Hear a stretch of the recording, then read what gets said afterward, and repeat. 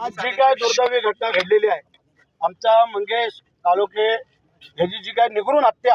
सकाळी आपल्या मुलीला मला वाटतं शाळेत सोडायला काहीतरी चाललेला होता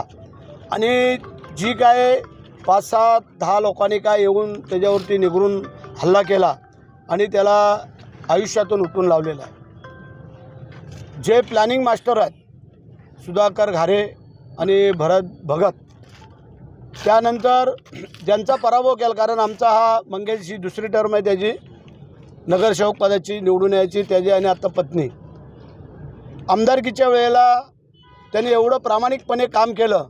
की माझ्या या खोपोली नगरपालिकेने आमचा आमदार इथून निवडून दिला, त्यामध्ये श्रेयाचा वाटा आमच्या मंगेशचा होता आणि हे खुपत होतं त्यांना कुठेतरी। आणि त्या अनुषंगाने कालचा जो पराभव जो नगरसेवक पदाचा झाला तो त्यांच्या जिवारी लागला आणि त्याच्यामुळे ह्या मंगेशची आमच्या निगरून हत्या केलेली आहे। आज जर आपण पाहिलं तर त्यांचे करते करविते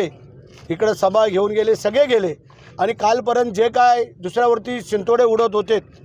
ते आज त्यांच्या कार्यकर्त्यांनी काय केलं आहे हे पण त्यांनी पाहावं की एका गरीब कुटुंबातल्या आमच्या या कार्यकर्त्याला त्यांनी आयुष्यातून उठवलेलं आहे। आमची पोलीस स्टेशनला, पोलिसांना, आमच्या SP सगळ्यांना विनंती आहे की जे जे आरोपींची नावं ह्याच्यामध्ये झालेली आहेत, आलेली आहेत, ह्यातला कोणी सुट्टा कामा नाही आहे आणि यांना त्वरित अटक होणं गरजेचं आहे। आणि म्हणून आज जर आपण इथं पाहिलं तर इथं 2-3 हजार लोकांचा मॉब, महिला भगिनी सगळ्या सकाळपासून थांबल्या होत्या। आज मी असेल, आप्पा असतील, आमचे पदाधिकारी कार्यकर्ते सगळ्यांनी येऊन त्यांची आता समज काढली, ते कोण इथं हलायला तयार नव्हते, परंतु पोलिसांना पण काम करण्यासाठी मिळायला पाहिजे म्हणून करता आम्ही त्यांना सगळ्यांची समज काढली। आता आम्ही बॉडी मंगेशची खालापूरवरनं आता आणतो आहे, त्यानंतर आम्ही सगळे तिथे जातो आहे आणि त्या ठिकाणी जाऊन त्यांच्या कुटुंबियांचं सांत्वन करू आणि जे आरोपी आहेत आणि आरोपींबरोबर जे इथले पोलीस इन्स्पेक्टर हिरे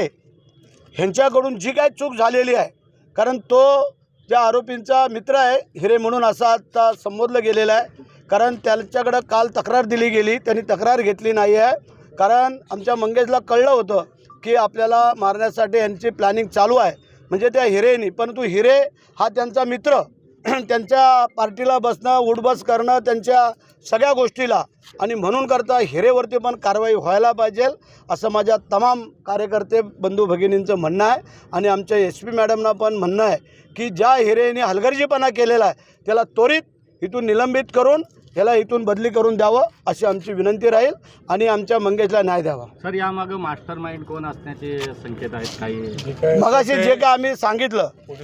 ते पोलीस तपासामध्ये होईल, परंतु सुधाकर घारे, भरत भगत आणि ही जी काय मंडळी आहेत, कारण यांच्या जिवारी लागला आमदारकीची पडल्यानंतर आणि खोपोली नगरपालिका हातातून गेल्यामुळे जी काय त्यांच्या जिवारी लागलेले हे मास्टर माइंड आहेत, मगाशी सगळ्यांनी सांगितलेलं आहे। तर माझी डिपार्टमेंटला विनंती आहे जी नावं तुमच्याकडे आलेली आहेत त्याचा योग्य तपास करून कारवाई करावी अशी आमची विनंती आहे।